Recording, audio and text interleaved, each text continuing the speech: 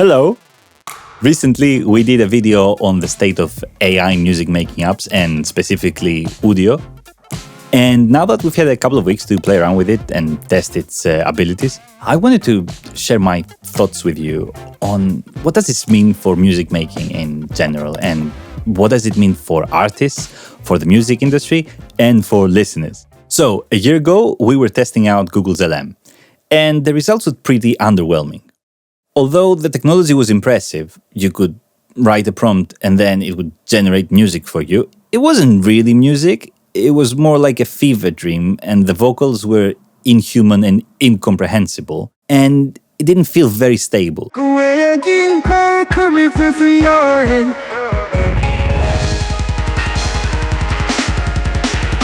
Now this is completely different. This sounds like legit music.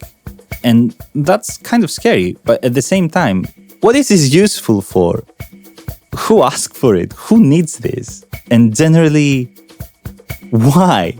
Obviously, I'm not against technology, and definitely I'm not against technology that makes it easier and cheaper for artists to make music.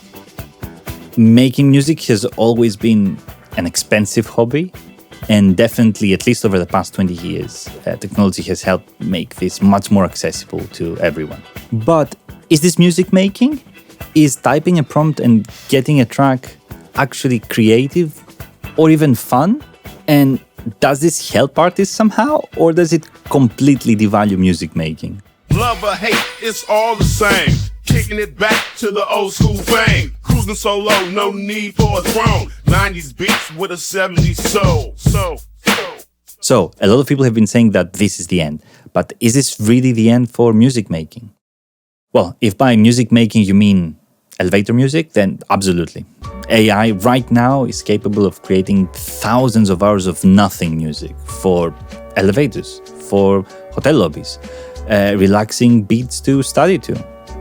If this is the kind of music that you are making, then yeah, AI can completely replace this right now. But I'm guessing most people that make music, they don't aspire to make music that will be played while you're holding on the line with customer service. Most people want to create music because they want to express themselves, because they want to create something, because they have fun making it. Especially if you think that AI can't really combine genres right now to make something original. So as long as that kind of music doesn't exist, AI can't replicate it.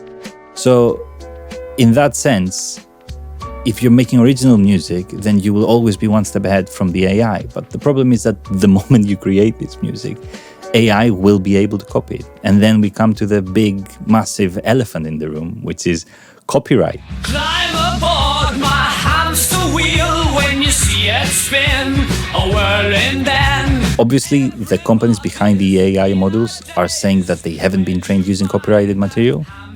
But it's now kind of obvious that this is a lie. There are many videos on YouTube that have proved that this is not true. I have tried creating many different styles of music, especially older music, and I've gotten results that are very, very suspect. Have a listen. I hate to hear that morning bell now ring. I hate to hear that morning bell just ding. 'Cause my freedom is gone. Locked in this scene, dragging my feet like I'm stuck in a dream. If I'm dragging tomorrow, Chords soared high to greatest heights. They would not lie. It's the symphonic fire. Gimme, gimme, gimme that thunderous fire. It's the baroque rock, orchestral wild. Gimme, gimme, gimme the muse so beguiled. Horfin fjarri slóðum spor, heimur sem var eitt sinn vor, tilfinning sem lifði þar. Rolling undercover in a fur that's made to shade. Rolling undercover with a mission tailor-made. I've got gadgets in my cheeks, and my whiskers sets the fakes. Les pensées se cachent dans l'ombre d'une époque. Les pensées se cachent. Comme l'écho d'un temps perdu dans l'oubli, sous un ciel de velours, leur monde est endormi. Ils cherchent dans la nuit un souffle de tendresse.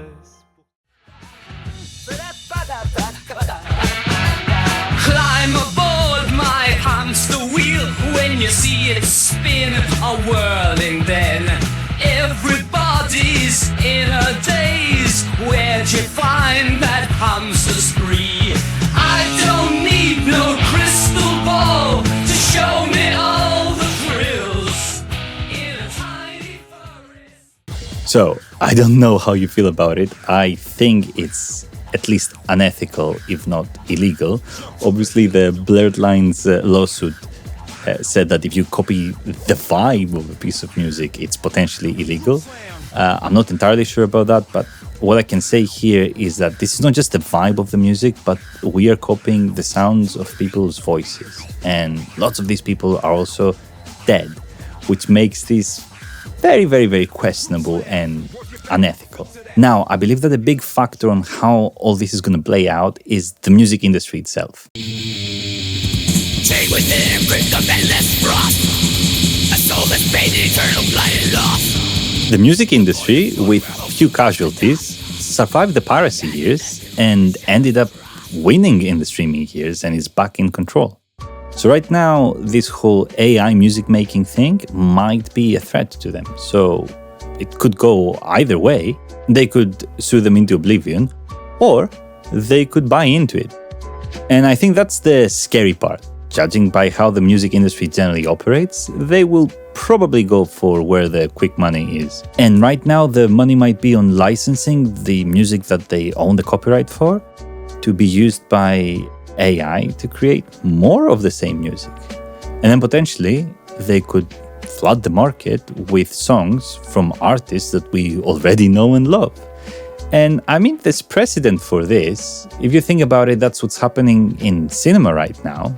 Disney is going to remake The Lion King about 300 times, and they're going to make as many Marvel movies and as many Star Wars movies as possible, but they seem to make a lot of money. So in the same respect, we could be going into a kind of dystopian situation where they might resurrect Freddie Mercury and he could be making 10 new albums a year, or Tupac, or Michael Jackson. Obviously, this is super weird and super unethical, and I'm not sure that everyone's ready for this. But you can see that in a way, if the music industry wants to minimize the cost of making music and paying artists and paying producers and paying engineers and everything, well, this is an opportunity for them to not do that.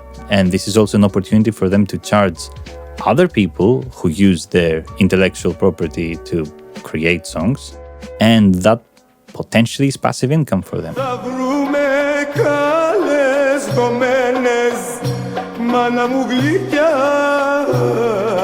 I believe 100% that this is bad for the music industry on the long term, but short term, this might make them a lot of money. Right now, music has been completely devalued, and if you think about it, for $10 a month, you have access to all the music ever made.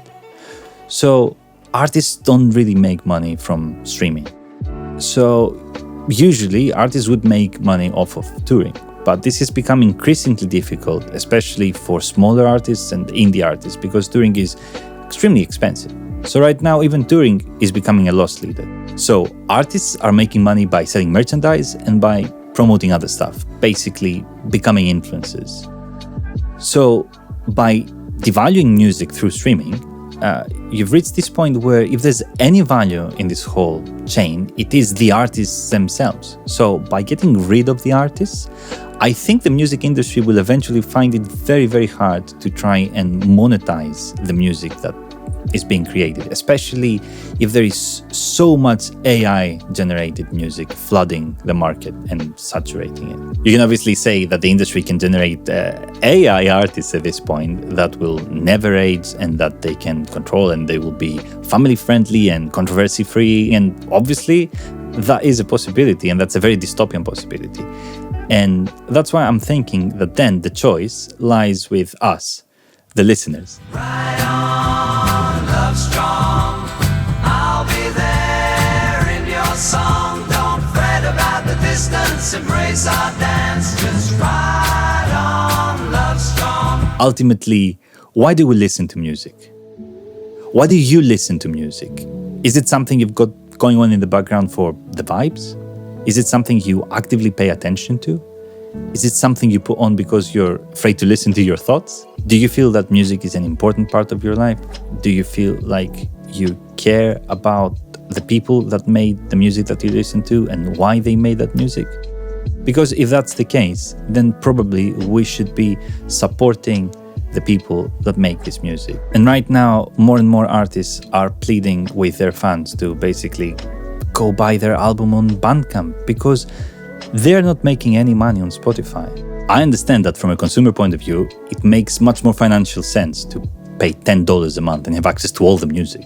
But unfortunately, the streaming model has proven to be financially unsustainable, pretty much for everyone, except maybe for the majors. Even Spotify themselves are not making any money. And you can see that in this environment, artists have the wrong incentives to make music, and music has become basically content to fill playlists. And if we mostly consume music through playlists, will we notice and will we care if some of that music is replaced by AI? On a philosophical level, I believe that if you're enjoying what you're listening to, it shouldn't matter why it was made, how it was made, who made it, or if it was AI or not. But I believe that even subconsciously, when we listen to music, we want to connect with something deeper. So when people say that AI music is soulless, I don't think this is because of the way the music sounds, because AI music is almost indistinguishable now from real music. I think it's more the knowledge that there's nothing behind it. There's no reason for the existence of that music. There's no creative force behind it. There's nothing to relate to. And I think as humans, we are actually looking for that connection, that kind of even parasocial relationship we have with the artists. In conclusion, I believe that using AI to create entire songs right now is a bit like going to Mars. It is technologically very, very impressive, but at the same time, I don't really see why I would want to do it. I can argue that in the future, a lot of the underlying technology can prove to be very useful, but right now it feels that a lot of money and a lot of research is spent chasing the wrong targets. I also believe that a year from now, the novelty will have worn off and everyone will have tried making, stupid music about hamsters or their grandmothers or whatever. And at that point, the companies behind the AI will have to find a way to monetize this. Do you really think that normal people will be willing to pay a subscription in order to be able to generate music? I'm not really sure about that. So, for the time being, brace yourselves for an era of AI-generated beats you can study and relax to. And don't forget, if you can, support the artists and creators that you really like. You know what I mean. Bye-bye. Take care. Σκυλάδικο, όλη τη νύχτα χορεύουμε ως το πρωί. Σε κάθε γωνιά, οι καρδιές σας λένε μετρά.